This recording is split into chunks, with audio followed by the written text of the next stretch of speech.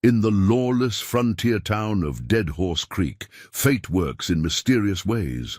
When Sarah May found a half-dead stranger collapsed in the muddy alley behind Murphy's Saloon, she had two choices: walk away like everyone else, or risk sharing her last crust of bread with a dying man. She didn't know her simple act of kindness would change, not just her life, but the destiny of an entire town. The stranger she saved wasn't just another drifter. He was Marcus, the Ghost, Rivers, the most feared lawman in the American West, a legend who'd brought down the notorious Carson gang and ended the bloody Thompson County War single-handedly. But on that cold night, he was just a broken man in need of mercy, and she was just a saloon girl with a heart too big for her own good.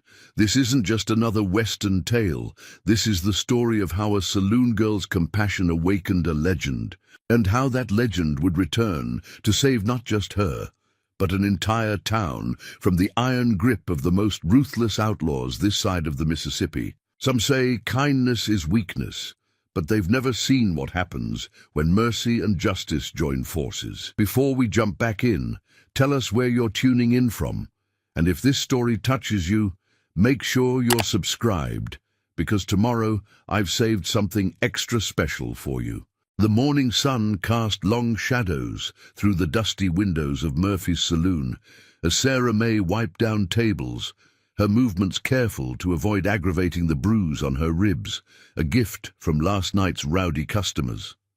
The floorboards creaked beneath her feet, each board as familiar as an old friend after 5 years of walking these same paths.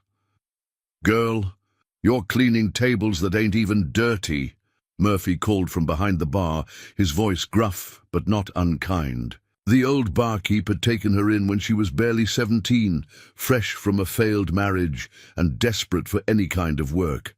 "Them tables won't feed you. Get ready for tonight's crowd." Sarah tucked a strand of copper hair behind her ear, her green eyes reflecting in the grimy mirror behind the bar.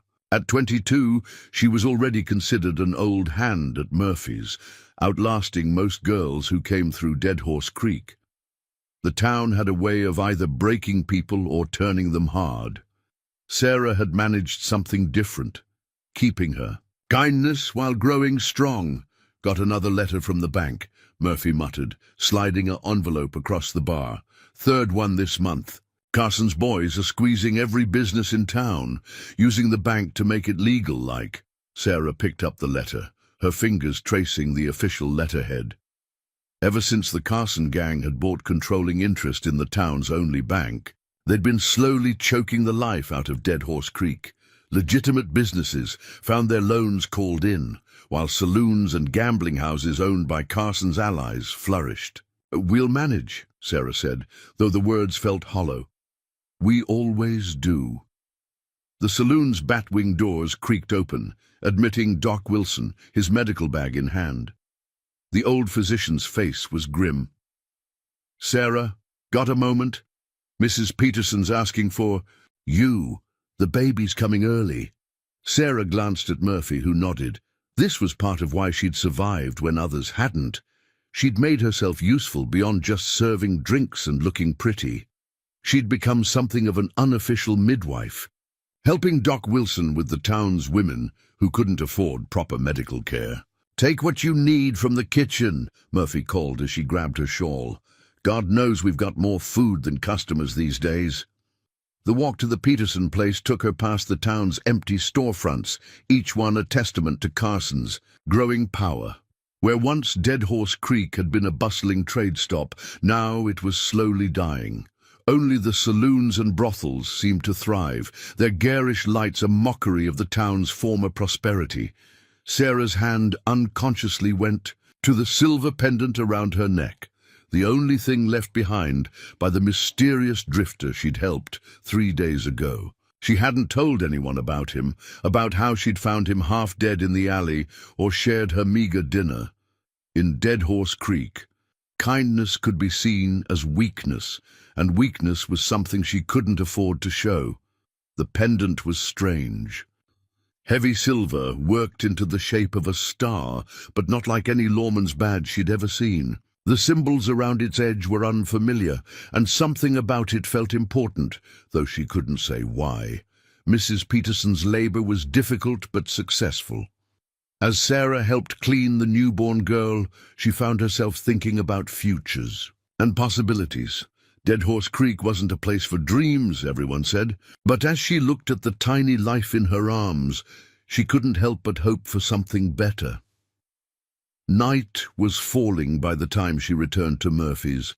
The saloon was starting to fill up, the usual crowd of miners, cowboys, and drifters seeking solace in whiskey and company. Sarah changed into her working clothes, a dress fine enough to attract attention, but practical enough to move in. She'd learned that balance years ago. Heard Carson himself might be coming to town.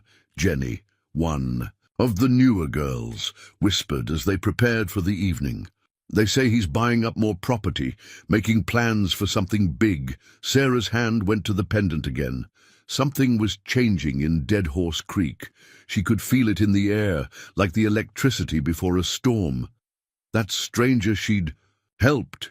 There had been something about him, something in his eyes, that spoke of power and purpose. But such thoughts were dangerous. In Dead Horse Creek, you survived by keeping your head down and your hopes small. Sarah had learned that lesson the hard way. Still, as she moved through the crowded saloon that night, serving drinks and dodging wandering hands, she couldn't shake the feeling that everything was about to change. The pendant felt warm against her skin, like a promise waiting to be kept. The next morning brought trouble, wearing a clean suit and a banker's smile. James Carson, Jr., son of the gang leader, stood in Murphy's saloon looking impossibly out of place among the rough-hewn tables and scarred bar top. His pocket watch glinted gold as he checked the time, making sure everyone noticed its worth. "Now, Mr. Murphy," Carson, Jr. said, his cultured voice carrying across the empty saloon. "Surely we can come to some arrangement. My father's very reasonable when people show proper respect."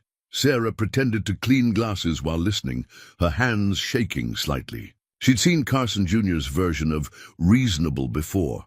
It usually ended with broken bones or burned businesses. Murphy stood his ground, shoulders squared despite his age. "Already told your father this place ain't for sale. Been here 20 years. Plan to be here 20 more. Carson Jr.'s smile never wavered. "Times change, old man. Dead Horse Creek is changing. Smart folks adapt."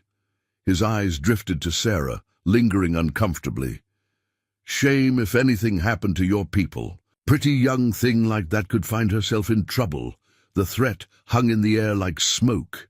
Sarah felt the pendant grow warm against her skin, almost like a warning. "Miss Sarah's not part of this," Murphy growled, stepping between them. "Everything in Dead Horse Creek is part of this." Carson Jr. adjusted his cuffs, a gesture somehow more menacing than a drawn gun. "Father's planning big changes. Railroads coming through next spring. Town's either going to grow with us or—" He shrugged eloquently. After he left, Sarah found Murphy in his office, staring at a stack of papers. "Bank's calling in the loan," he said without looking up. "Got 3 days to pay or they take everything." "How much?" Sarah asked, though she already knew it would be impossible. $5,000. Murphy laughed bitterly. "Might as well be 5 million. Sarah thought of her savings, scraped together. Over 5 years of hard work and careful living, nearly $800 hidden in a loose floorboard in her room. Her escape fund, meant for a fresh start somewhere far from Dead Horse Creek. "I've got some money," she started, but Murphy cut her off. "Don't even think it, girl. That's your future. Besides, won't make a difference. Carson's boys don't want money. They want control." That night, the saloon was quieter than usual. Word of Carson's visit had spread, and people were staying away, fearing trouble. Those who did come drank quietly, casting nervous glances at the door. "Heard what happened with Junior," Jenny said as they cleaned up. "Saw him visiting other businesses too. Thompson's Mercantile, the blacksmith, even old Doc Wilson. They're tightening the noose. Sarah touched the pendant again, a habit she'd developed over the past few days. There has to be something we can do. In Dead Horse Creek, Jenny laughed. Without humor.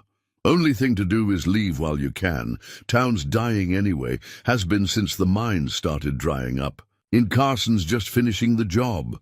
But Sarah couldn't leave, not now. Murphy had given her a chance when no one else would. The town, for all its faults, was home. She thought of Mrs. Peterson's baby, of Doc Wilson's quiet dedication, of all the people who couldn't just pack up and leave. That night, she dreamed of the stranger she'd helped. In the dream, his eyes weren't desperate and hollow like when she'd found him, but burning with purpose. The pendant blazed like a star against her throat, and she heard words carried on dream winds. Justice comes to those who keep faith. She woke to pounding on her door. Jenny burst in, face pale in the pre-dawn light. "Sarah, come quick. Someone's burned down Thompson's store. Old man Thompson. They say he didn't make it out." The morning air was thick with smoke and fear. Sarah stood with the crowd watching the smouldering ruins, hearing the whispers. Everyone knew Carson's boys had done it, but no one would say it aloud. This was how it started. How towns died, not just in body, but in spirit. The pendant felt like ice against her skin now. Sarah remembered the stranger's fevered words as she tended him. Sometimes mercy needs teeth, and justice needs hands. She hadn't understood then. Now, watching her town bow under the weight of fear, she was beginning to. Thompson's funeral drew the largest crowd Dead Horse Creek had seen in years. Sarah watched from the back of the gathering, noting who was present, and more importantly, who wasn't. Carson's men stayed away, but their absence felt deliberate. Like a message, see what happens to those who resist.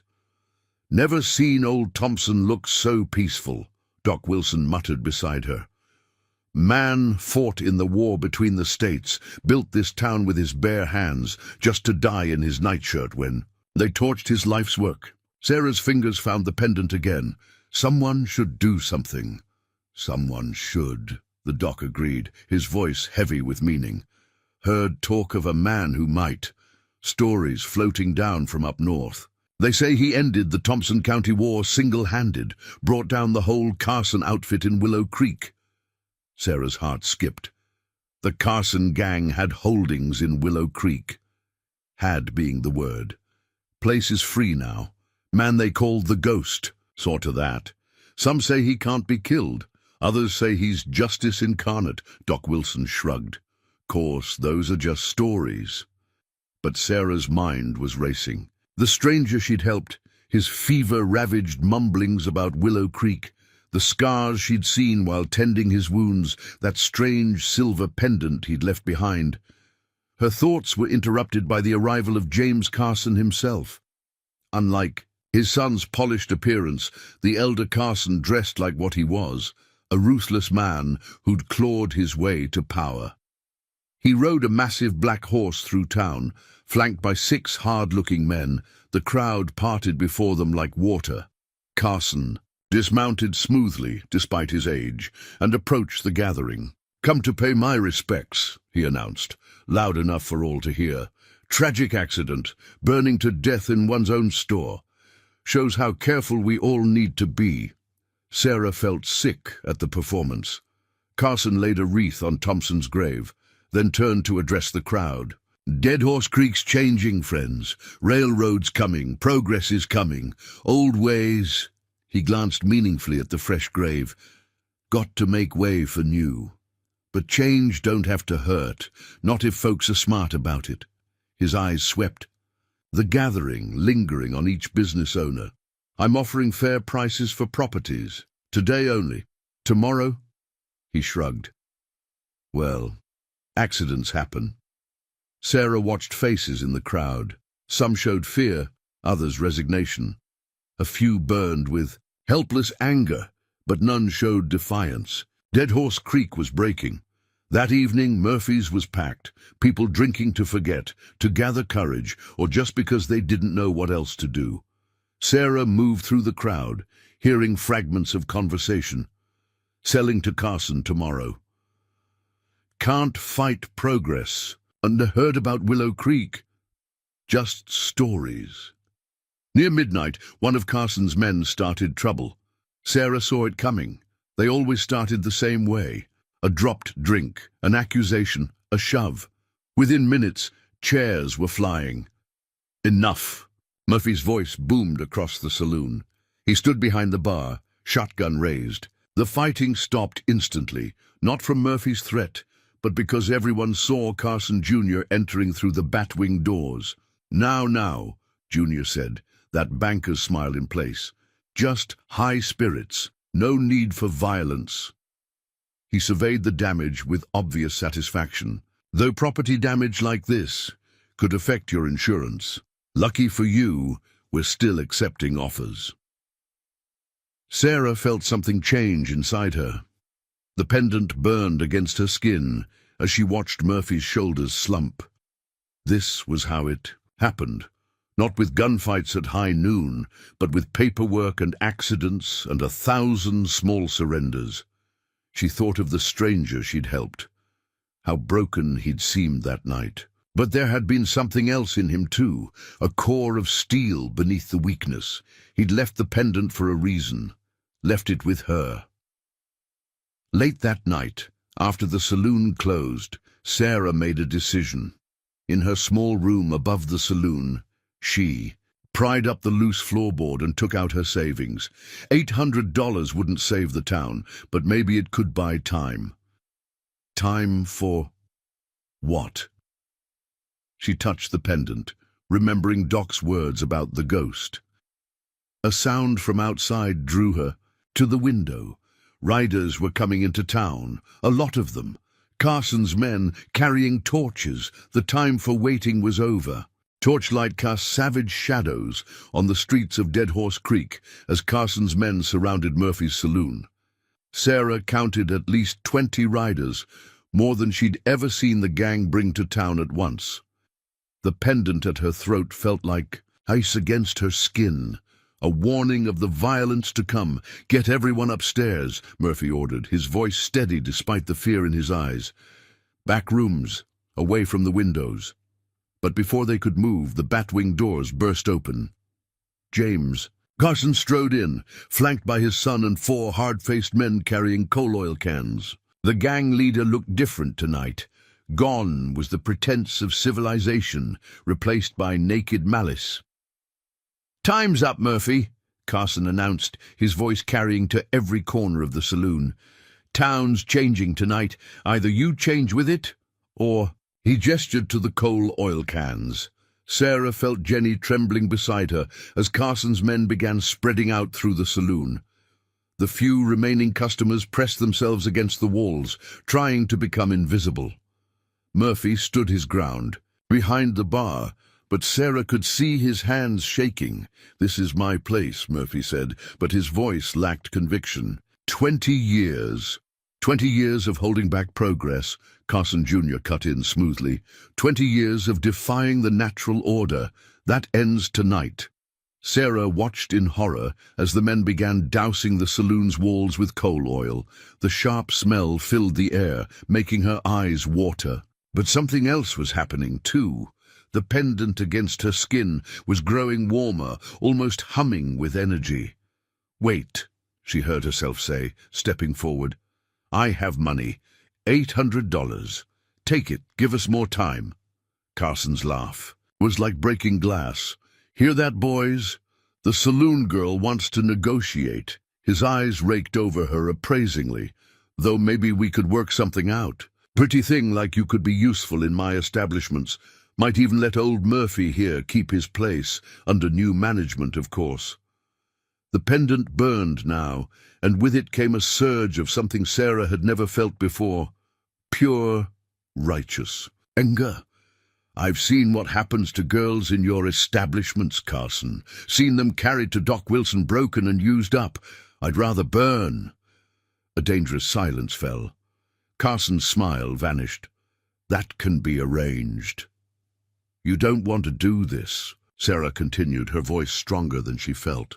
You don't want to make him angry? Him? Carson Jr. stepped forward. Who's going to be angry? The law? He laughed. We own the law. Sarah's hand went to the pendant. The ghost, the man who ended your operation in Willow Creek. He's coming. The change in the room was instant. Carson's men shifted uneasily, and for just a moment she saw fear flash across the gang leader's face. But then his expression hardened. Willow Creek was a mistake, he snarled. One that won't be repeated. And if that ghost of yours is real, he can watch this place burn, with the rest of you inside it. He turned to his men. Lock them in. All of them. Let's show Dead Horse Creek what happens to people who believe in ghosts instead of progress. Everything happened at once.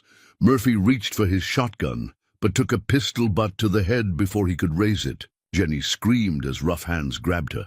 Sarah felt herself being shoved toward the back room, along with the other girls and remaining customers.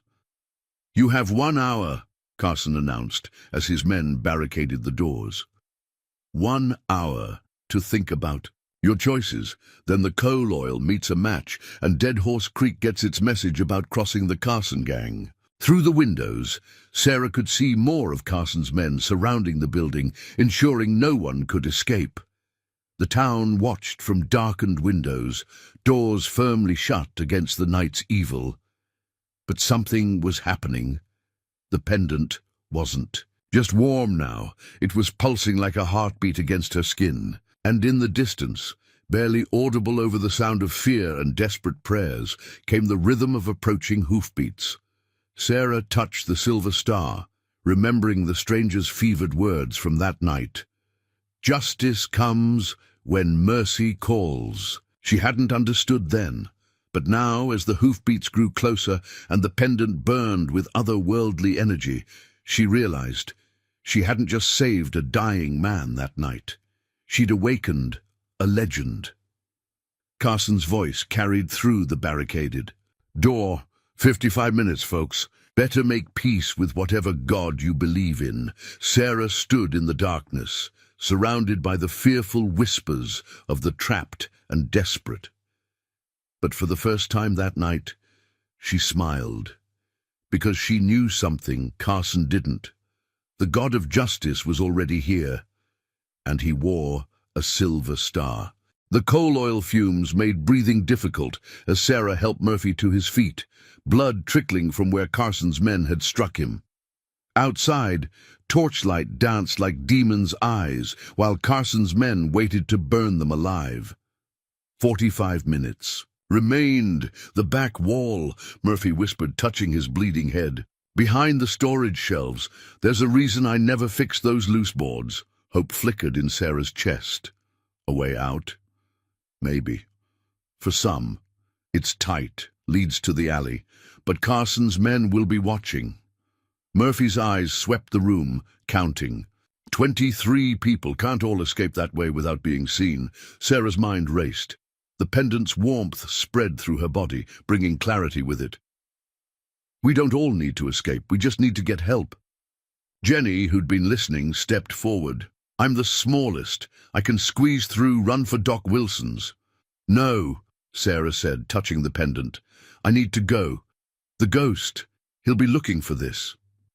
She pulled the silver star from her neck. But first, we need a distraction, Murphy nodded grimly. Got some bottles of Carson's favorite whiskey. Shame to waste them, but... He managed a weak smile. Always wanted to show him what I thought of his rot gut. Working quickly, they fashioned makeshift weapons. Sarah tore strips from her petticoat for wicks, while others carefully poured whiskey into bottles.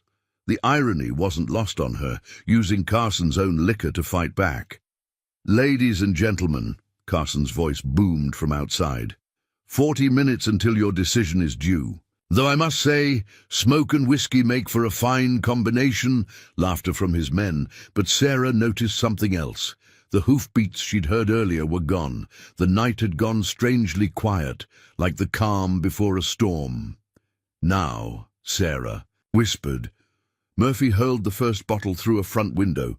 It exploded against a hitching post, spraying burning whiskey.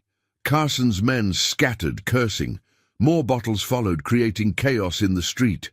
"Shoot anyone who tries to run," Carson bellowed, but his men were busy dodging flames and broken glass. Sarah slipped behind the storage shelves, finding the loose boards Murphy had described. The opening was tiny, barely big enough for her slim frame. As she wiggled through, splinters tearing at her dress, she heard more crashes and shouts from inside. The alley was dark, but she knew every shadow from years of working at Murphy's. She pressed herself against the rough wall, heart pounding, 20 feet to the corner, then another 100 to Doc Wilson's, if she could make it unseen. A shot rang out, followed by breaking glass. Someone inside screamed, "Find who's throwing!" "And those bottles!" Carson's voice carried clearly. "And someone check the back." Sarah ran. Her bare feet made little sound on the dirt, but every step felt like thunder in her ears. Behind her, boots scraped on wooden planks. Someone was in the alley. "Got movement," a voice called. "Back here!" She dove behind a water trough as bullets splintered the wood above her head. The pendant seemed to pulse against her palm, urging her forward. More shots, but they seemed to be coming from different directions now. Confusion spread among Carsons. "Men, watch the roofs," someone shouted. "He's up there." Sarah didn't wait to see who he was. She sprinted the last distance to Doc Wilson's back door, pounding frantically. The door opened immediately. They'd been watching, waiting. "Child," Doc Wilson pulled her inside. "Thought you were dead in there." "No time," Sarah gasped. "Murphy and the others. Carson's going to burn them alive. We need help." A familiar voice finished. Sarah spun. There in Doc Wilson's shadowy kitchen stood the stranger she'd saved, but transformed. Gone was the desperate, dying man she'd found in the alley. In his place stood something out of legend, tall and terrible in the darkness. He wore a long black duster, gun belt slung low, and his eyes burned with the same energy she felt in the pendant. "You came back," she whispered. "You showed mercy," he replied, voice like distant thunder. "Now justice answers." He held out his hand, and Sarah placed the pendant in it. The silver star seemed to ignite at his touch, casting strange shadows on the walls. "Carson has 20 men," she said. A smile crossed the stranger's face, but it held no warmth. Carson had 40 men in Willow Creek. Had. More gunfire erupted outside, but different now, measured, precise.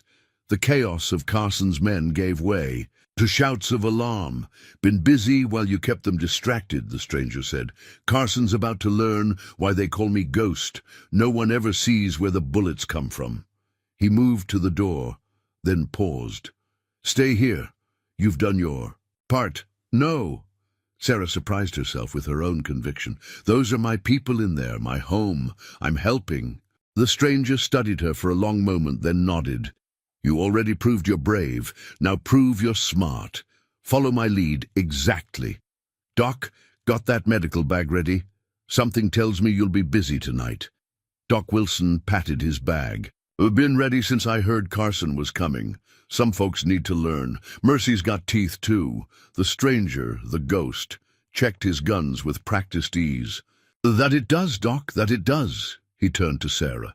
"Ready to help me remind Carson why he should fear the dark?" Sarah thought of Murphy, of Jenny, of all the people trapped in the saloon. Thought of Thompson, burned alive in his store. The pendant's energy seemed to linger in her body, turning fear into resolve. "Ready," she said. Outside, the night erupted into war. The night air crackled with gunfire as Sarah followed the ghost through Dead Horse Creek's shadowy back alleys. He moved like his namesake, silent and fluid, while more shots rang out from seemingly impossible directions. "Your friend's been busy," Sarah whispered, noting bullet holes in walls where none of Carson's men stood. "Not friends," the ghost replied, checking around a corner. "Just echoes. Old trick I learned in the war. Set up percussion caps with slow-burning fuses. Makes them think they're surrounded." "Aren't they?" His smile was cold in the darkness. "They will be."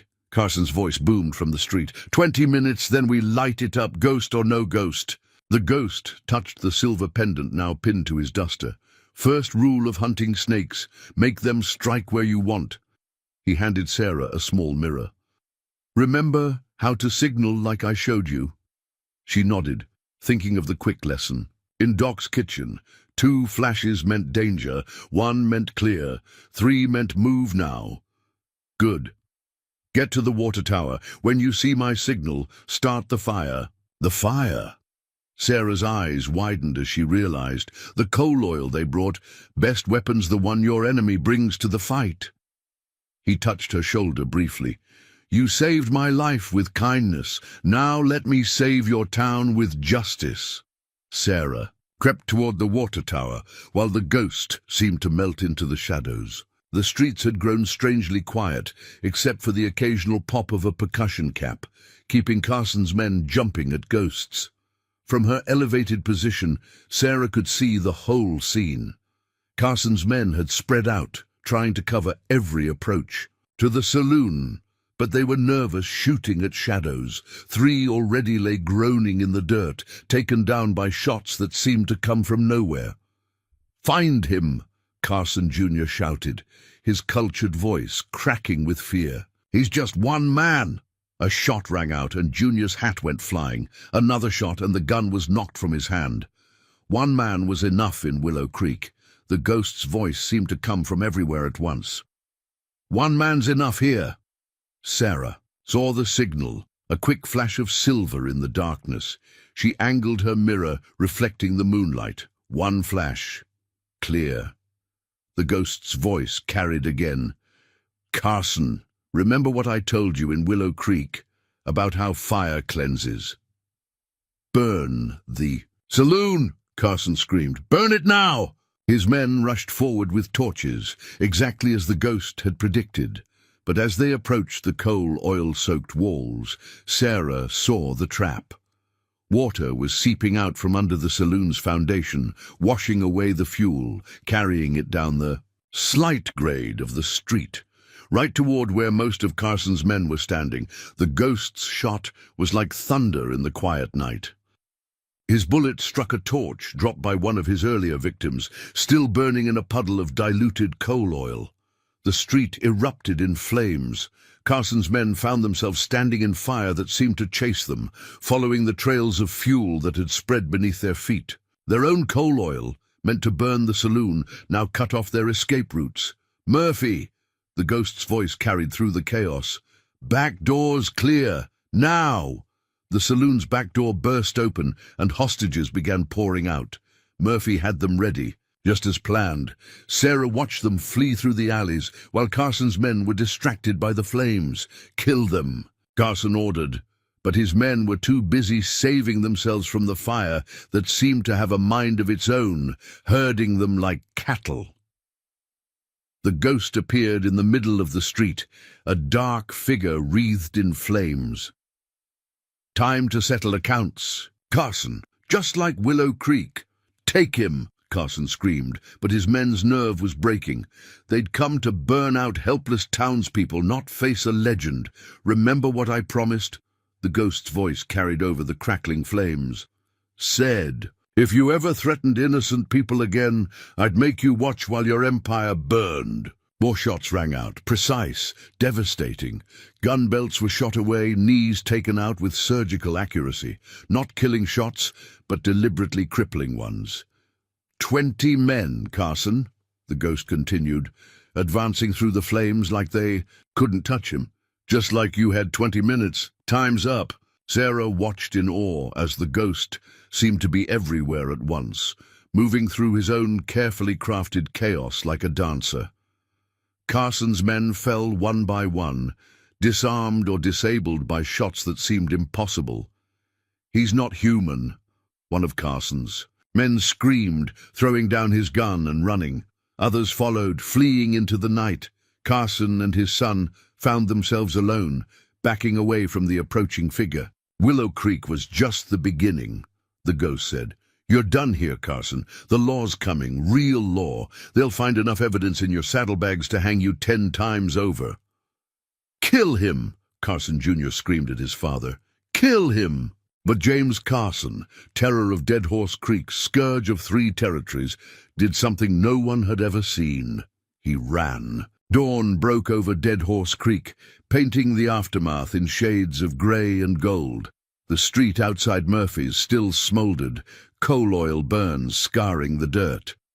Doc Wilson moved among the wounded, mostly Carson's men, their injuries precise and deliberate. No killing shots, just carefully placed bullets that ensured they wouldn't hold a gun again anytime soon. Never seen anything like it, Murphy said, watching the ghost check Carson's abandoned saddlebags. Man moved like a shadow, shot like lightning. Reminded me of stories my granddaddy used to tell about avenging angels. Sarah helped Jenny tend to the few townspeople with minor injuries, but her eyes kept returning to the mysterious figure who'd transformed their desperate last stand into victory. In the morning light, she could see him clearly for the first time, tall, weathered, with eyes that had seen too much and refused to look away. "Found what I needed," the ghost announced, holding up papers from Carson's bags. "Bank transfers, property deeds, death orders, enough to hang him and half the corrupt officials in 3 territories. Carson'll be back," Junior spat from where he sat nursing a shattered knee. "Father's got friends, powerful friends. This ain't over." "No," the ghost agreed, crouching before the younger Carson. "It's not. That's why I left you alive, to deliver a message. Tell your father what happened here. Tell him what's coming. Every town he's terrorized, every life he's ruined, I'm going to take it all back, just like Willow Creek, just like here." "You're just one man," Junior sneered, but fear cracked his voice. "Am I?" The ghost stood, and Sarah noticed how the townspeople unconsciously drew closer to him, like moths to a flame. "Look around, boy. See these people? Yesterday they were victims. Today they fought back. Tomorrow—" He let the threat hang. Sarah approached as Junior was led away to the jail. "The papers you found, they'll really help? Territory Marshal's been building a case against Carson for years. This is the evidence he needed." "But—" the ghost's expression darkened. "Junior's right about one thing. Carson's got friends. Rich. Men, corrupt judges, bought lawmen. Won't go down easy. Then why let them go? Could have ended it here." The ghost touched the silver pendant. "Because this isn't just about Carson. It's about something bigger. People need to see that men like him can be fought, can be beaten." A commotion down the street drew their attention. Riders were approaching. Not Carson's men, but townspeople returning. Word had spread about the night's events, bringing folks back who'd fled Carson's terror. "Thompson's widow," Sarah whispered, recognizing the first rider. "And the McCullers. The Petersons." The ghost watched them come, something like satisfaction in his eyes. "See, hope's a powerful thing, more powerful than bullets sometimes." But Sarah saw something else too, faces in windows quickly drawing back, people hurrying past with averted eyes. Not everyone's happy. Some worked with Carson, informed for him. They'll be scared now. Good. The ghost checked his guns with practiced ease. Fears changing sides, as it should. Doc Wilson approached, wiping blood from his hands. Riders coming from the south too. Law by the look of them. Real law. The ghost nodded. "Marshal Hayes, good man. He'll handle things proper, help the town rebuild right." He turned to Sarah. "Which means it's time for me to go." "Go?" Sarah felt something clench in her chest. "But Carson's still out there, his friends. And I'll find them. Town by town, territory by territory. Men like Carson cast long shadows. Time to let some light in." He touched the pendant again. "Unless you want this back," Sarah shook her head. "It was never mine. Just keeping it safe for you." "Like you kept me safe?" His eyes held hers. Kindness and justice, mercy and vengeance, two sides of the same. A coin. Maybe that's why the pendant chose you. Will you...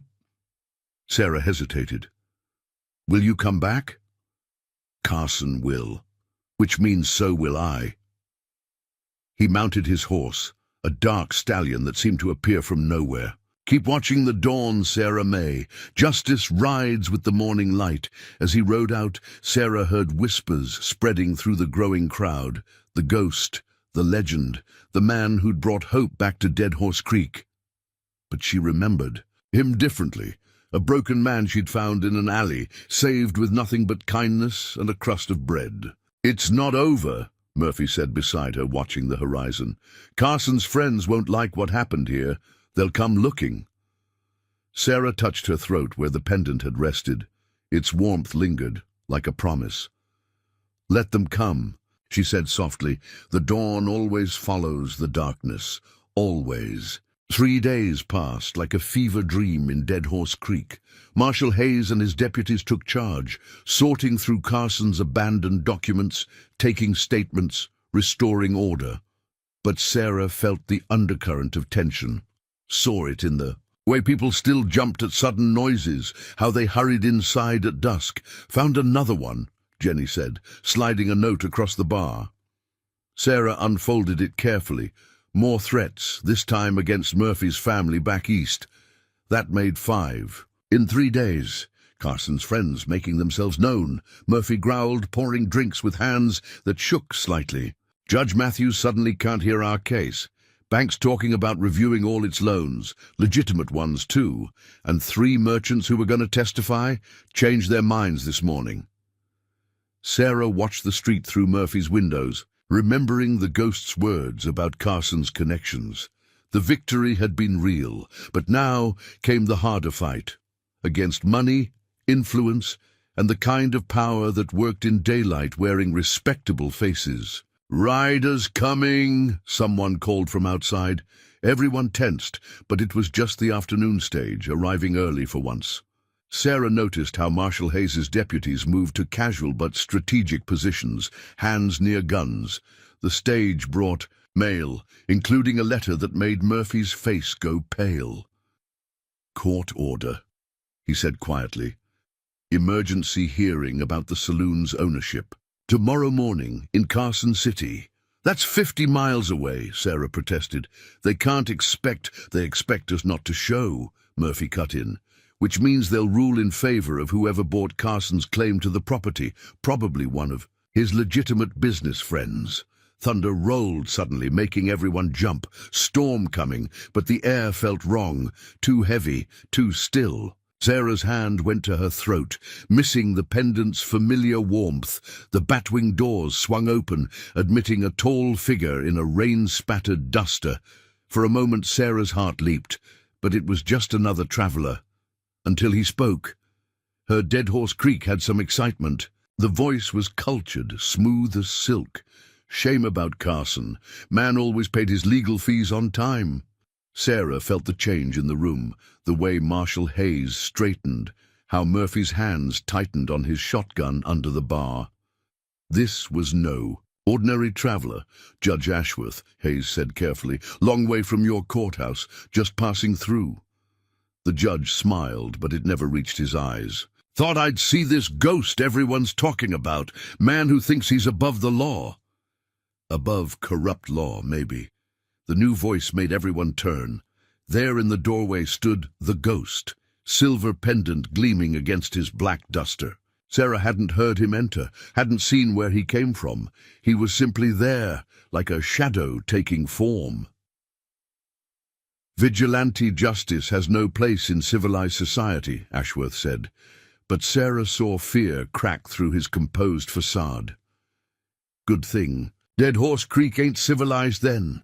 The ghost moved into the room like flowing water, not with judges taking bribes to ignore murder, not with lawmen bought cheaper than the bullets in their guns. "You dare?"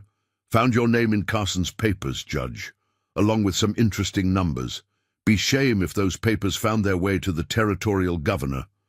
Ashworth's face went from red to white. You're interfering with forces you don't understand. Carson's just one piece. There are others, powerful men who believe in progress, in civilization's march forward. Civilization? The ghost's laugh was cold as mountain wind. Is that what you call burning men alive in their stores, threatening women, stealing homes through corrupt courts? Thunder crashed again, closer now. Through the windows, Sarah saw storm clouds rolling in, dark as judgment. Last chance, Judge, the ghost continued. Ride out. Take word to your powerful friends. Tell them what you saw here. Tell them what's coming. You're just one man, Ashworth repeated Junior's words. From days ago, the ghost touched his pendant, and Sarah gasped as silver light seemed to ripple through the room. Am I? Look closer, Judge. See the truth that Carson learned. Every person in this room, they're not afraid anymore. And people without fear. He smiled, terrible and beautiful. They start asking questions, start looking at ledgers, start remembering. What really happened to their neighbors, their friends? Ashworth backed toward the door. This isn't over. No, the ghost agreed. It's just beginning. Civilization is coming to the frontier, Judge. Real civilization. Justice that can't be bought. Law that serves more than the powerful. His voice dropped lower. And judgment for men who forgot the difference between law and justice. The judge fled into the gathering storm. Only then did Sarah notice she'd been holding her breath. He'll bring others, Hayes warned. Count on it. The ghost turned to Murphy. Got a fast horse out back. Court order says property owner has to appear. Doesn't say which owner. Murphy blinked. You mean... Found something interesting in Carson's papers. Deed to this place was never properly transferred from the original owner, man named Marcus Rivers. The ghost's eyes glinted. My real name. Before I became a ghost. Sarah felt pieces clicking into place. Why he'd come back to this particular town. Why he'd been so familiar with its layout. You owned Murphy's, she whispered. Still do, legally. Sold it to Murphy here off the books when I took up other work. Carson's attempt to seize it through the bank? Invalid. Always was. He handed Murphy a sheaf of papers. Which means I can appear in court tomorrow as the legitimate owner. Let Judge Ashworth explain to his friends how he plans to steal property from a man who died at Shiloh, according to official records. Sarah saw it then. The layers of his plan, how deep the game went. He wasn't just fighting Carson's men with guns. He was using their own system against them, turning their bureaucracy into a weapon. Storm's getting closer, Hayes observed. The ghost nodded. Good. We ride better in the dark. The storm broke over Dead Horse Creek like God's own fury. Sarah stood at Murphy's window, watching lightning split the sky. Somewhere out there, the ghost, Marcus Rivers, rode toward Carson City, carrying hope and danger in equal measure. I should know the truth, Doc Wilson said softly beside her. About him. About this place. Sarah turned. The old doctor's face was grave in the lamplight, and she noticed for the first time how his hand unconsciously touched an old army surgeon's badge on his vest. You knew him. Before knew him. Doc's laugh was bittersweet. Girl, I saved his life at Shiloh, or thought I did. Regiment found him 3 days later, half dead but still fighting. That's when the stories started. The soldier death couldn't touch, the ghost who walked out of his own grave. Thunder crashed, and Sarah felt the pendant's absence like a physical ache. But how did he come here? To Dead Horse Creek? Town needed an owner after the war. Someone to build something good. Marcus, he had dreams bigger than battlefields. Built this place with blood and hope, made it a haven for folks looking to start fresh. Doc's eyes went distant. Then Carson came, started small. Just business, he said, progress. By the time we saw the rot, it was too late. So Marcus left, became the ghost. Had to. Carson's reach was too long, his friends too powerful. Marcus knew the only way to fight men like that was to become something they couldn't touch, a legend, a nightmare that followed them into the dark. Sarah absorbed this, pieces falling into place. The pendant? Cavalry unit's badge, melted down with silver from his captain's stars. Story goes he had it blessed by a Navajo medicine man, made into something between a badge and a talisman. Marks him as justice's hand in dark places. Lightning illuminated the street, and Sarah caught glimpses of movement. Marshal Hayes's men, positioning themselves on rooftops, watching approaches to town. They were expecting trouble. Riders! The call came from the telegraph office. Coming fast from the north!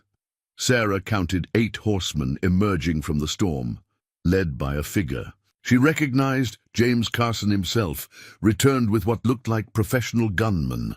Right on time, Doc muttered, checking his medical bag. Marcus said they'd come tonight, try to take back the town before that court hearing tomorrow. But the ghost isn't here. Sarah felt fear twist in her gut. Doc smiled grimly. Isn't he? The storm riders dismounted at the saloon's hitching post, water streaming from their slickers. Carson's face was a mask of rage as he strode through the bat-wing doors. "Where is he?" Carson demanded, water pooling at his feet. "Where's this ghost of yours?" Lightning flashed, and suddenly the ghost was there, standing at the top of the stairs, as if he'd been there all along. The pendant gleamed like captured lightning against his chest. "Looking for me, Carson?" Several guns cleared leather, but the ghost didn't move. "Might want to rethink that. Marshal Hayes has some fine sharpshooters on the roof. Doc Wilson's got enough experience treating gunshot wounds. But dead men can't testify tomorrow, can they?" Carson's laugh was ugly. "Tomorrow? There won't be a town here tomorrow. Burn it all," he shouted to his men. "Every building. Show them what happens to—" His voice died as the ghost drew his gun. The movement was too fast to follow, like lightning made flesh. Carson's gun went flying, his hand bleeding. "Figured you'd try this," the ghost said conversationally. "That's why I'm not really here." "What?" Carson clutched his bleeding hand. "In Carson City already. Been there since yesterday. What you're seeing?" The ghost smiled. Just a ghost. Lightning flashed again, thunder booming, and he was gone. Carson's men spun wildly, shooting at shadows.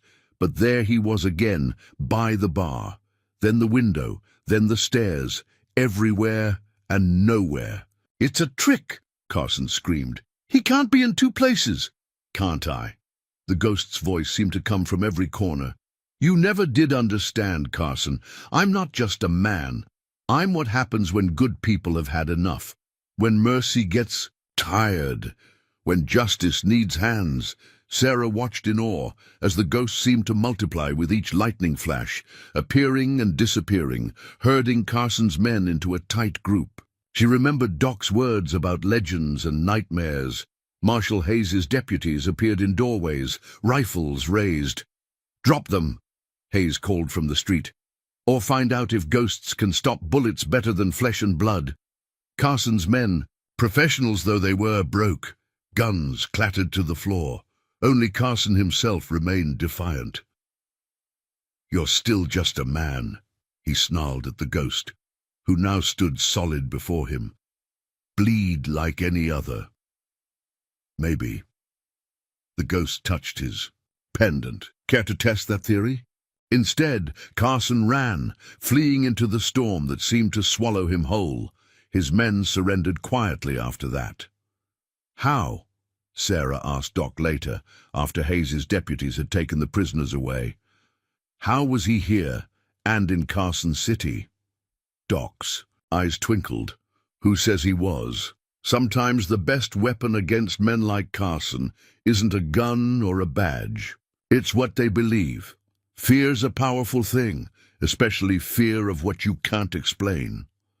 Sarah thought about the ghost's appearances, the lightning, the pendant's glow. Then it was all just? Doc raised an eyebrow. "Girl, ain't nothing just about a legend coming to life. Sometimes the difference between a man and a ghost is what people believe, and tonight they believed. Outside, the storm began to fade, leaving behind a cleaned world and 8 more prisoners for Hayes to question. Somewhere on the road to Carson City, Sarah knew, Justice was riding through the night, wearing a silver star that had once been her pendant. She touched her throat, remembering its warmth, and smiled. Sometimes the greatest power wasn't in what was real or unreal, but in what people were ready to believe in. Tonight, Dead Horse Creek had chosen to believe in ghosts. Tomorrow, they'd believe in justice. Word spread through Dead Horse Creek like wildfire. The ghost had won in Carson City. Judge Ashworth's carefully orchestrated hearing fell apart when Marcus Rivers' legitimate property claims emerged, backed by territorial records, even Carson's. Corrupt officials couldn't dispute. Should have seen their faces, Murphy chuckled, reading the telegram for the 4th time. All those high and mighty lawyers scrambling when he walked in, bold as brass, with papers proving he died at Shiloh. But Sarah noted the worry lines around his eyes. What aren't you telling us? Carson's allies. Murphy hesitated. They're powerful folk. Railroad barons, mining companies, men who buy senators like others buy cattle. They're calling in favors, sending telegrams. This isn't just about one town anymore. As if confirming his words, more riders arrived. Not gunmen this time, but men in expensive suits carrying leather portfolios. They moved through town like locusts, examining property deeds, discussing railroad routes, making offers that sounded generous but carried steel beneath the silk. Progress, they called it, speaking of development and civilization. But Sarah saw how they marked which properties to pressure first, which owners might be vulnerable. Carson's methods with more sophistication, violence wrapped in law and contracts. They're trying to do legally what Carson couldn't do with guns, Doc Wilson observed, watching another group of surveyors measure Main Street, buying up the town, piece by piece, using money instead of bullets. Sarah helped Jenny serve drinks to the newcomers, listening to their conversations. Words like eminent domain and corporate acquisition, mixed with whispered threats about accidents and misfortune. The ghost can't fight this, Jenny whispered. Can't shoot a banknote or outdraw a lawyer. But Sarah remembered how the ghost had turned Carson's own methods against him. Maybe he doesn't have to fight. Maybe we do, our way. She gathered townspeople in ones and twos, sharing what she'd overheard. Thompson's widow refused to sell her store's lease. The blacksmith suddenly remembered old mining claims that complicated railroad surveys. Doc Wilson found health code violations that required extensive inspections. Small resistance, but it spread. Every property sale meant paperwork. Every development required permits. Every transaction faced delays and complications. The sophisticated men in suits found themselves tangled in the very bureaucracy they usually wielded as a weapon. Smart, Marshal Hayes commented, watching another frustrated surveyor team pack up. Fighting fire with fire. But victory had a price. Accidents began happening again. Shops vandalized, horses spooked, merchandise damaged. More subtle than Carson's brutality, but the message was clear. Then came the evening Sarah found Jenny crying in the storeroom. They visited my sister in Mesa City, Jenny sobbed. Said it would be shame if her children got sick. Asked if she'd ever considered how many accidents could happen at a schoolhouse. Sarah felt cold fury rise. This wasn't justice or progress.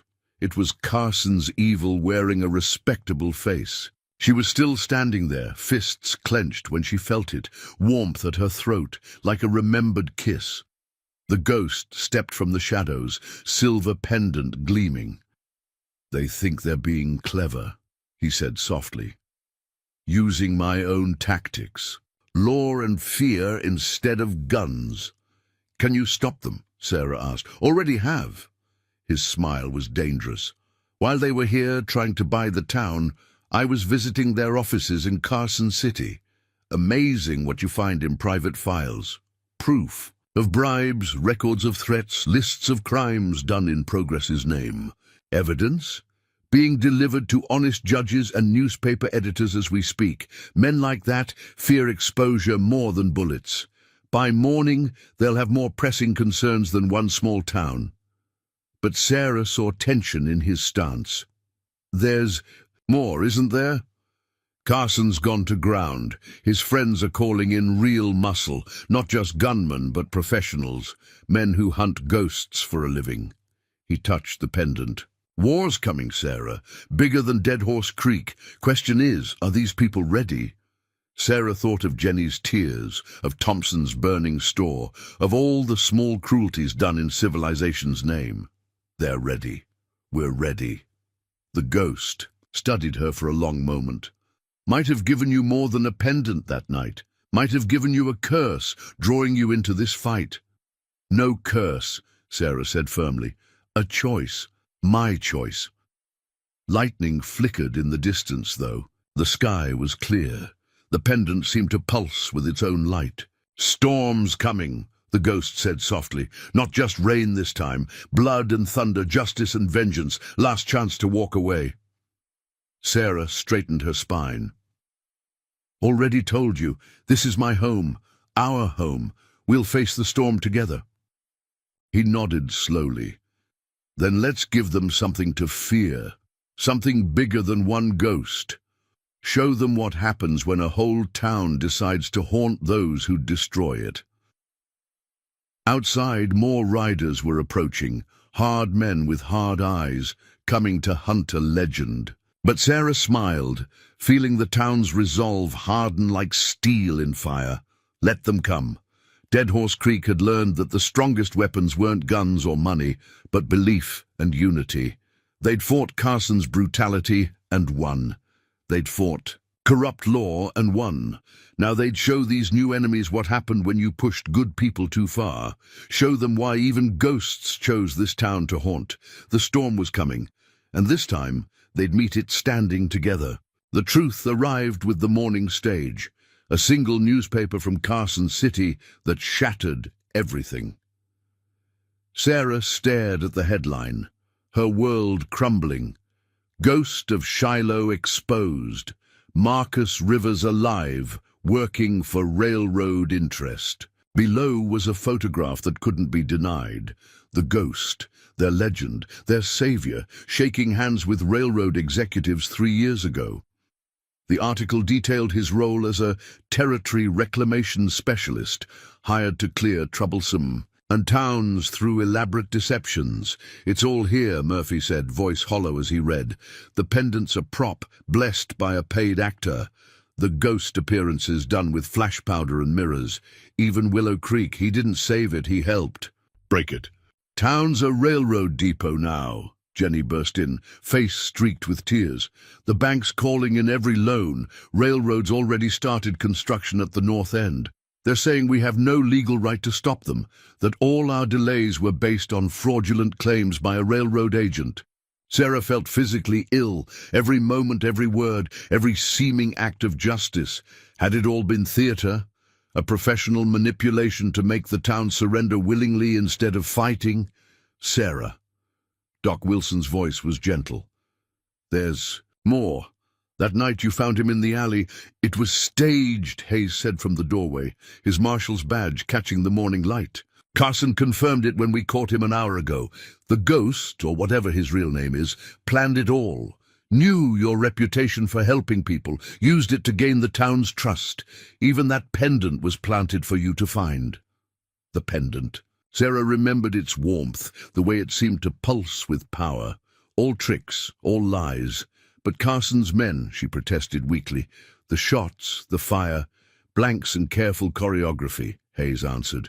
Carson was in on it from the start. His defeat here meant the railroad could come in looking like saviors, offering to protect the town from his return. Classic con game. Create a problem, then sell the solution. Sarah moved through the saloon in a daze. touching tables where the ghost had stood, remembering words that now poisoned her heart. The town was falling apart around her, people packing, selling for whatever they could get, running from shame as much as defeat. "Think about it," Murphy said bitterly. "Every victory pushed us exactly where they wanted. Fighting Carson made us vulnerable to the railroad. Resisting the lawyers drained our resources. Even our unity played into their hands, made us all invest in the same lie." Marshal Hayes's deputies were arresting the surveyors now, not for their railroad connections, but because they'd been part of the con. The same men would be back tomorrow, wearing different suits, holding legal papers instead of false identities. "Town meeting in an hour," Hayes announced. "Railroads offering final settlements." After that, he didn't need to finish. They all knew what happened to towns that refused progress. Sarah climbed the stairs to her room, each step heavy as lead. She'd been so proud of helping him that night, so sure she'd seen something special in his eyes. Instead, she'd been the key to breaking. Her own town spirit, a glint of silver caught her eye. There on her pillow lay the pendant, and beside it a letter in familiar handwriting. Her hands shook as she read, "Sarah, by now you know the truth, or what they want you to think is truth. But ask yourself, if I'm really working for the railroad, why warn you? Why give you this chance? The newspaper's real, the photo's real. Everything they're saying about my past is real. What they don't know is why I turned against the railroad. What I saw them do to towns like Dead Horse Creek. How many lives they destroyed in progress's name. Carson City's evidence against the railroad is real too. By the time you read this, it will be in the hands of every honest newspaper and judge in the territory. The pendant is real. My death at Shiloh was real. What happened after? That's a story for another time. Tonight at midnight, everything changes. Trust the warmth. Trust your heart. The railroad didn't send me to destroy Dead Horse Creek. I came to help you save it." The pendant lay in her palm, and for the first time since reading the newspaper, she felt its warmth again. Real or fake, truth or lie, she had a choice to make. Trust her heart or trust the evidence. Believe in ghosts or accept the rational world's verdict? Outside, she heard the town meeting bell begin to toll. Time to choose, not just for her, but for Dead Horse Creek's soul. The pendant pulsed once, like a heartbeat, and Sarah made her decision. The town meeting became a funeral for hope. Sarah stood at the back of the crowded church, pendant hidden in her pocket, watching her neighbors surrender one by one. Railroad men moved through the crowd like undertakers, collecting signatures, offering generous compensation for homes and businesses about to be demolished. "Progress requires sacrifice," their spokesman said smoothly, "but the railroad remembers its friends. Those who sign today get premium prices. Those who wait." His smile was Carson's smile, wearing a better suit. Murphy sat slumped in the front. Pew, the fight gone from him. Doc Wilson stared at his old army surgeon's badge like it held answers. Even Marshal Hayes looked defeated, watching his jurisdiction dissolve into corporate territory. "What about the ghost?" someone shouted. "He'll stop this." The railroad man's laugh was carefully rehearsed. "Your ghost is probably in the next territory by now, running the same con on some other dying town. Men like that, they feed on hope, sell you back your own dreams. But we're offering something real, security, future, civilization." Sarah felt the pendant grow warm. Not a trick, not this time. This warmth came from rage, her own. She'd been a fool, yes, but not the way they thought. Not for believing in justice, but for waiting for someone else to deliver it. She stepped forward. "Civilization." Her voice carried in the sudden quiet. "Is that what you call stealing homes through rigged courts? Breaking spirits instead of bodies? Carson used torches and guns. You use papers and lies. Same evil wearing a clean collar." "Young woman," the spokesman's tone was condescending. "Clearly this has been emotional." "Damn right it's emotional!" Sarah's fury broke free. "This is our home. These papers, these claims, they're just Carson's threats made legal. The ghost fooled us, maybe, but he showed us something true, showed us we could fight back. Against what? The spokesman demanded. Progress? The future? Against men who think they can buy our souls along with our land. Sarah pulled out the pendant, held it high. Silver light caught the church's stained glass, casting strange shadows. You want to build your railroad? Fine, but you'll build it dealing with us fair. No more tricks, no more pressure, and you'll compensate every person in this town what their property's really worth. Laughter started but died as others stood. First Jenny, then Doc Wilson, then more. Sarah saw it spreading through the crowd like dawn breaking.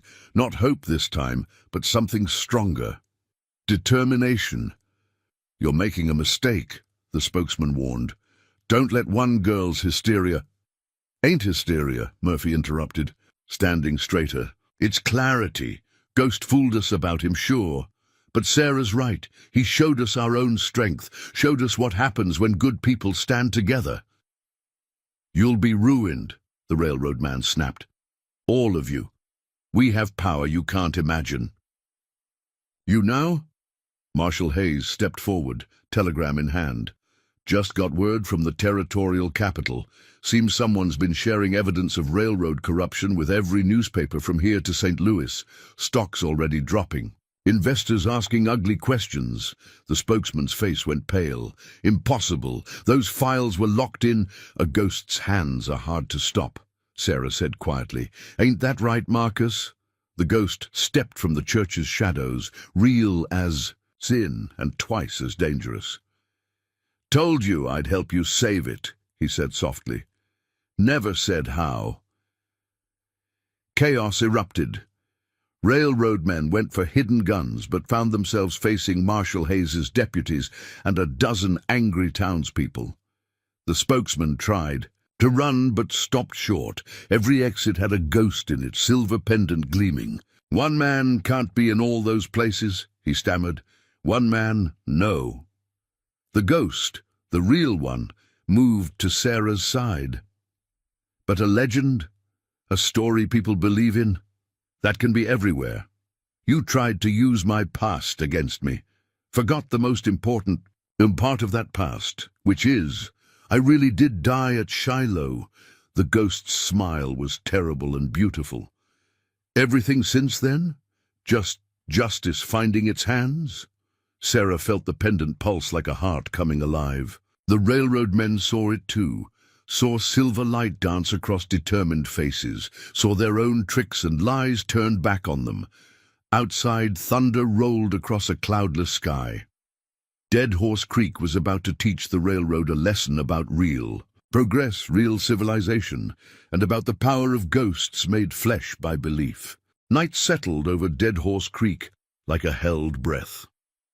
Sarah moved through Murphy's Saloon, now transformed into a fortress, watching final preparations. Every window had become a firing position, every doorway a choke point. But it was the faces that struck her most, determined, focused, alive with purpose. You should rest, the ghost said softly, finding her at the bar. Dawn's coming fast. Can't sleep, she admitted. Keep thinking about that night I found you. How different everything was then. Different. His smile was gentle. Or just hidden. The strength you're showing now, it was always there, in you, in this town.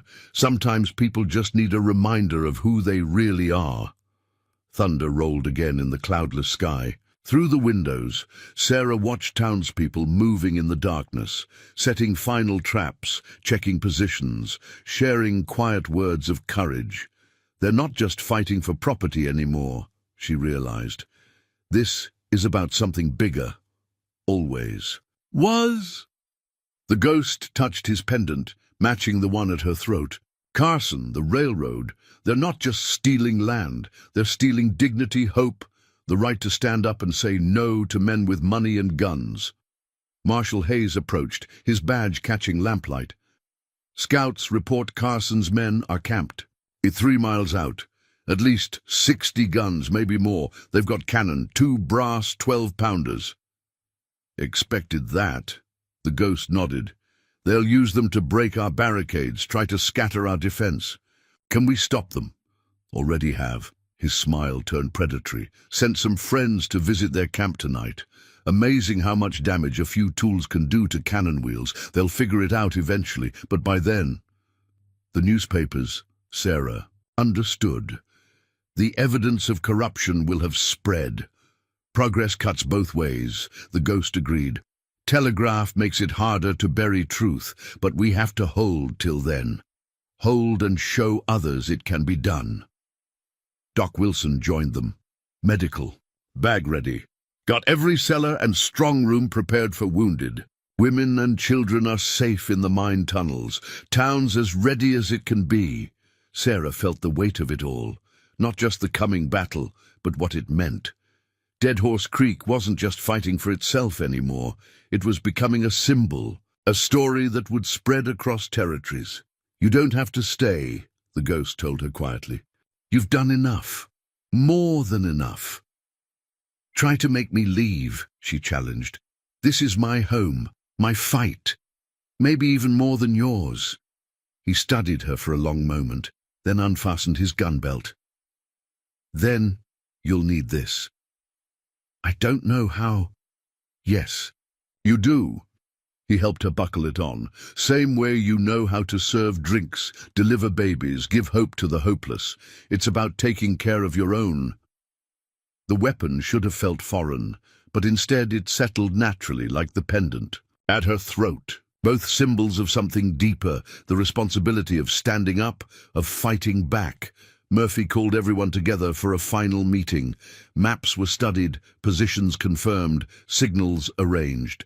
Through it all, Sarah felt a strange calm settling. Over her, the fear wasn't gone, but it had transformed into something useful, like steel being forged.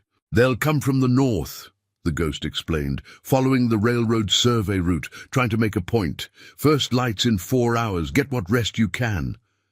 People dispersed to their positions, but Sarah noticed something else. How they touched the walls as they passed, as if saying goodbye to the old saloon, or hello to what it was becoming, a symbol of resistance, a story that would be told in other threatened towns. Sarah. The ghost's voice stopped her as she headed upstairs. Whatever happens tomorrow, what you did, showing mercy to a stranger, it didn't just save my life, it saved my soul. She touched her pendant, felt its warmth match the one he wore. Mercy and justice, she said softly, 2 sides of the same coin. Get some rest, he repeated. Dawn's coming. But they both knew sleep would be impossible. Something was building in the air, in the ground, in their bones. The pendants pulsed like heartbeats, counting down to morning. Dead Horse Creek had started as just another dying town. Now it was becoming legend.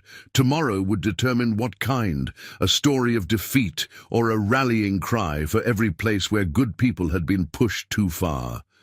Dawn was coming, and with it, ghosts would ride. Dead Horse Creek transformed in the hours after the church meeting.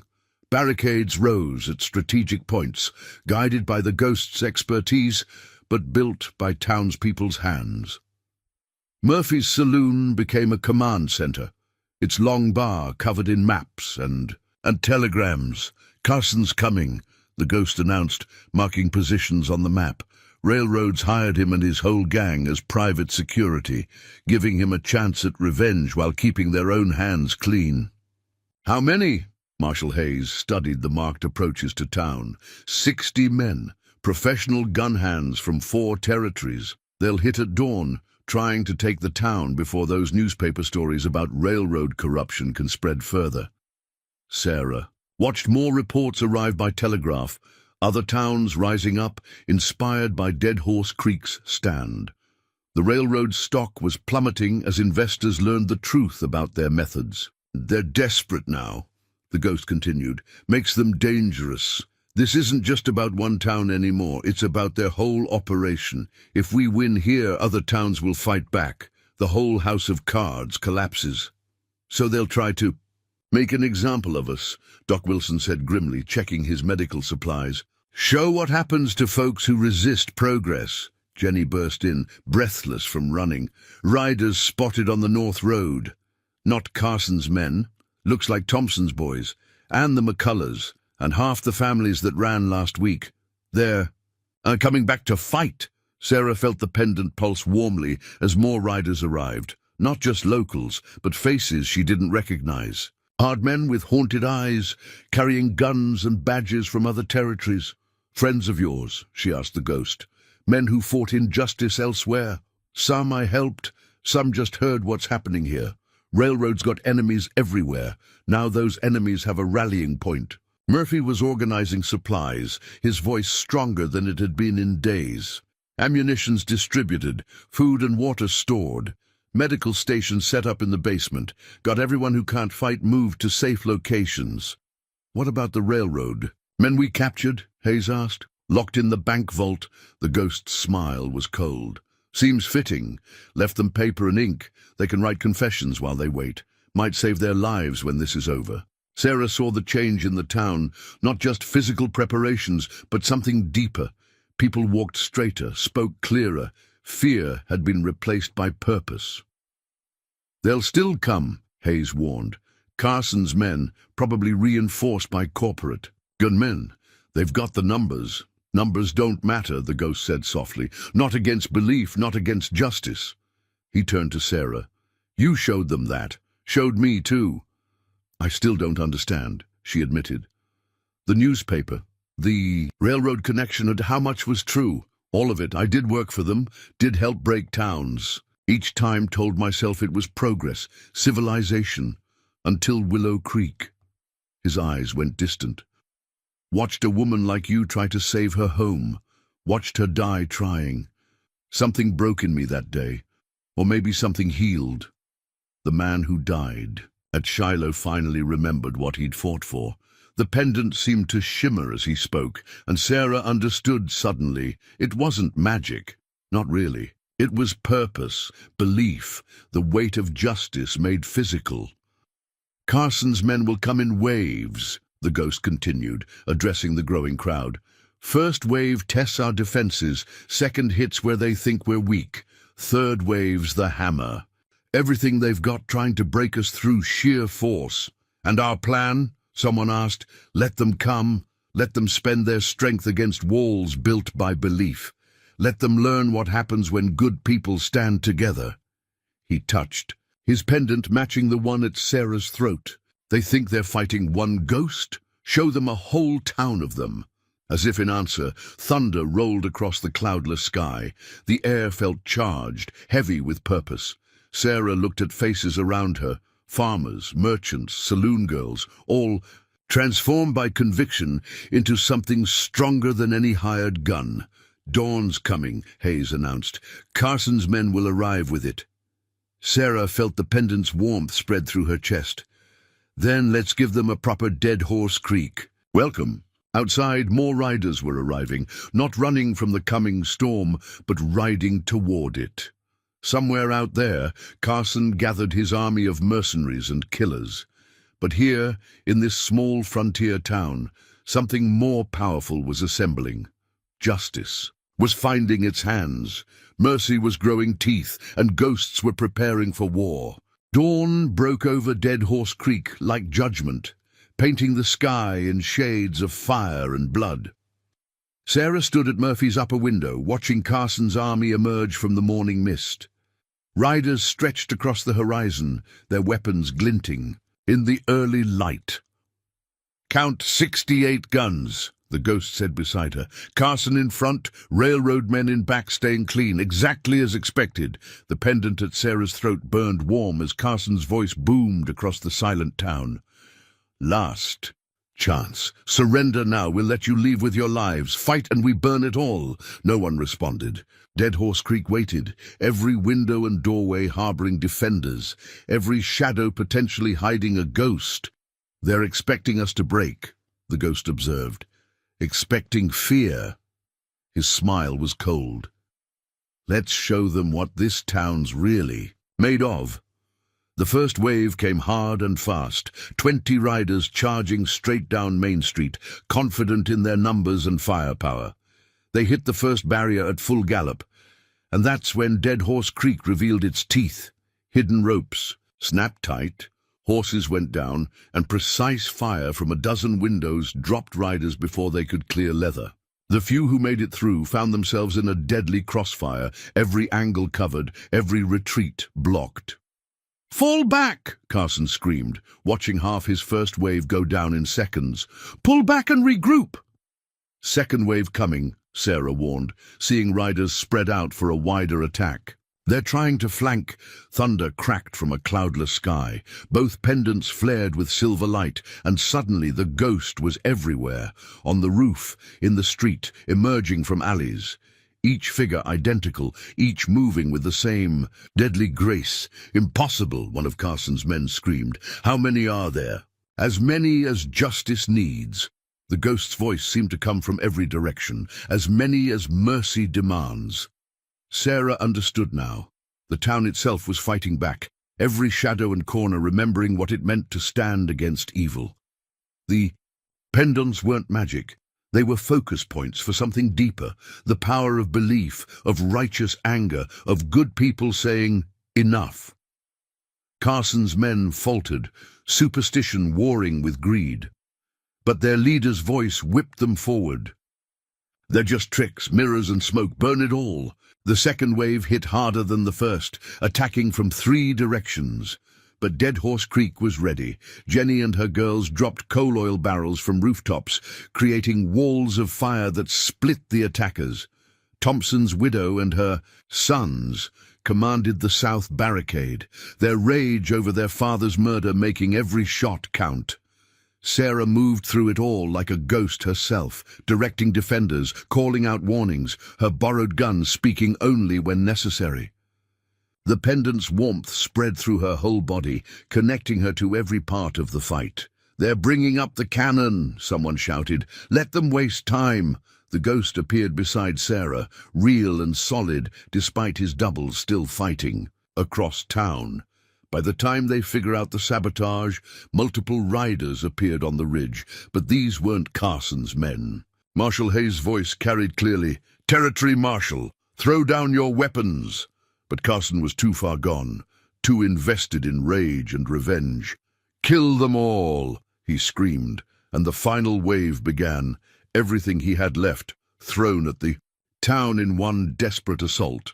What followed would be talked about for generations. Dead Horse Creek became a storm of gunfire and courage, every citizen fighting for more than property now, fighting for the right to stand against tyranny, to say no to men who thought money could buy anything. The ghost was everywhere and nowhere. His legend made real by belief. Sarah felt the pendant's power flow through the whole town, turning ordinary people into heroes. Jenny dropping a rattlesnake flag on charging riders.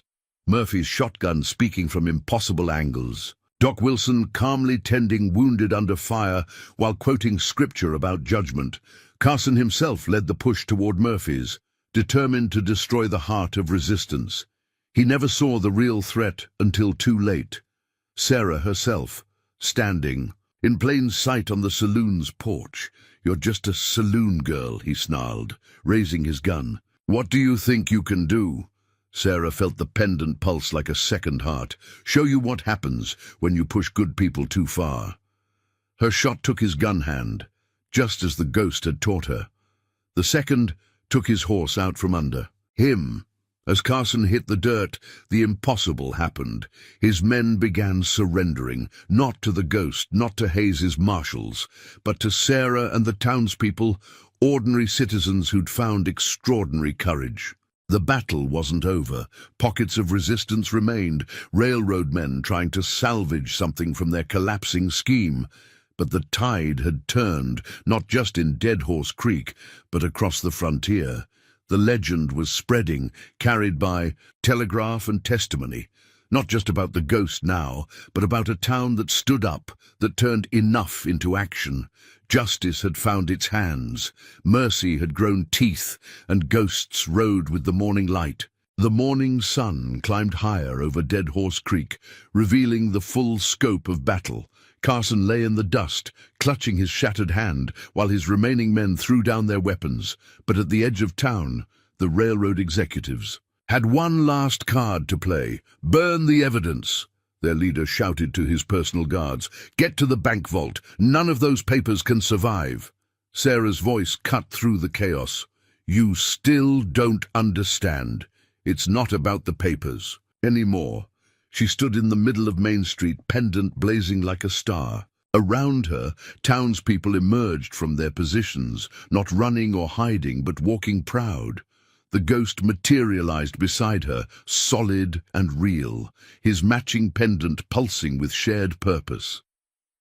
"Tell them, Carson," Sarah commanded. "Tell them what you learned today." Carson looked up, blood dripping from his ruined hand, and something broke in him. "It's true," he gasped. "Everything they said about progress, about civilization. It was all lies. We weren't building, we were destroying, and they—" He pointed at the railroad men with his good hand. "They knew, planned it all." "The papers are already gone," the ghost added quietly. "Sent to every newspaper and honest judge in 3 territories. But the real story, that's here, in what these people did. The railroad executives tried to run, but found themselves facing not just Marshal Hayes's deputies, but a wall of townspeople, armed not just with guns now, but with something more powerful, righteous certainty. You can't fight progress," the railroad leader shouted desperately. "This is progress," Sarah replied. "Real progress. People standing together, justice finding its way. The frontier becoming what it was meant to be, not just a place to take, but a place to build something true." Thunder rolled one final time across the cloudless sky. Both pendants flared with impossible light, and for a moment everyone saw it. The ghosts of Dead Horse Creek, not just the ghost himself, but the spirits of everyone who'd ever fought for justice on the frontier. They stood with the townspeople, an army of light against the dying dark. The railroad men fell to their knees, their weapons dropping forgotten. Around them, Carson's surviving mercenaries were surrendering to Hayes's deputies, many looking relieved. To be free of their corrupt masters. "It's done," the ghost said softly, but Sarah shook her head. Not quite. She walked to Carson, still bleeding in the dirt. "You killed Thompson, threatened our homes, thought you could break us with fear." She raised her gun, and everyone held their breath. "But Dead Horse Creek doesn't break. We learn, we grow, we become stronger." The shot cracked like judgment and hit the dirt beside Carson's head. "That's mercy," she said quietly. "Not because you deserve it, but because we choose it. Remember that in prison." The ghost's smile was fierce with pride. "Mercy and justice," he said, "two sides of the same coin." As Hayes's men began taking prisoners, Sarah felt the pendant's warmth spread through the whole town. Not magic, but something better. The power of people discovering their own strength, their own capacity for courage. The railroad men were led away in chains, their empire of corruption crumbling as more telegrams arrived, other towns rising up, other communities, finding their voice. Dead Horse Creek had become more than a battlefield. It was a symbol now, a story that would be told wherever people needed hope. "Will you stay?" Sarah asked the ghost as the sun reached its peak. He touched his pendant, looking at the town he'd once owned, once abandoned, and now helped save. "Some ghosts need to keep riding," he said softly. "Keep finding places where justice needs hands."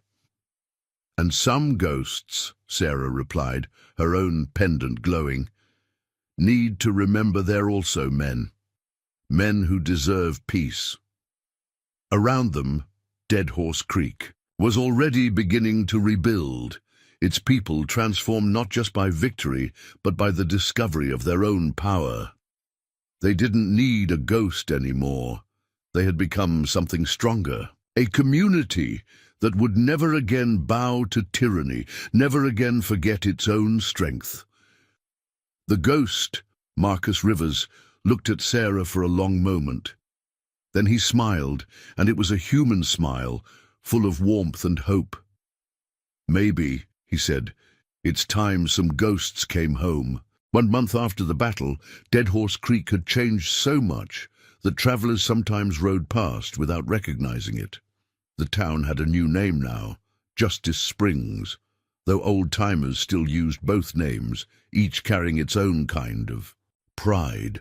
The railroad came through anyway, but on the town's terms. The new station was built where the community wanted it, with fair prices paid for every piece of land. More importantly, the railroad learned to fear something more potent than guns or money, the power of ordinary people standing together. Sarah still wore the pendant, though its supernatural warmth had faded to a gentle reminder. She didn't need magic anymore. The real power had always been in choices, in standing up, in showing mercy without forgetting justice. Murphy's Saloon became Murphy and Rivers, with Marcus settling into a different kind of legend, one of quiet, strength and steady purpose. The ghost still rode when needed, but less often now. Some battles needed fighting, but others needed something subtler, the example of a community that had learned to protect its own. "Got another letter," Sarah said one evening, showing Marcus the envelope. "Third town this month asking how we did it." He smiled, touching his own pendant. "Tell them the truth. About mercy finding steel, about justice finding hands, about ordinary people becoming extraordinary just by standing together." Outside, Dead Horse Creek was growing, not just in size, but in spirit. Every new building, every new business carried the memory of their victory. The town had become living proof that progress didn't have to mean destruction, that civilization could be built on courage instead of corruption. "Think we'll need ghosts again?" Sarah asked, watching the sunset paint the street gold. Marcus took her hand, their pendants glowing softly in the fading light. "There will always be men like Carson, like those railroad barons, always be battles worth fighting. But now they'll think twice before pushing good people too far. Stories spread, legends grow, and sometimes," he smiled, "the best kind of ghost is the memory of ordinary folks who decided enough was enough. The sun set on Justice Springs, on its new life and old pride. Somewhere out in the darkness, other towns faced their own battles, their own choices between fear and courage. But now they had a story to light their way, about a saloon girl's mercy, a ghost's redemption, and the kind of justice that blooms when good people stand together. Some say on quiet nights, you can still hear thunder in cloudless skies over Justice Springs, still see silver light flickering in dark places, but the town doesn't need those reminders anymore. They have something better. They have each other, and that's the greatest power of all.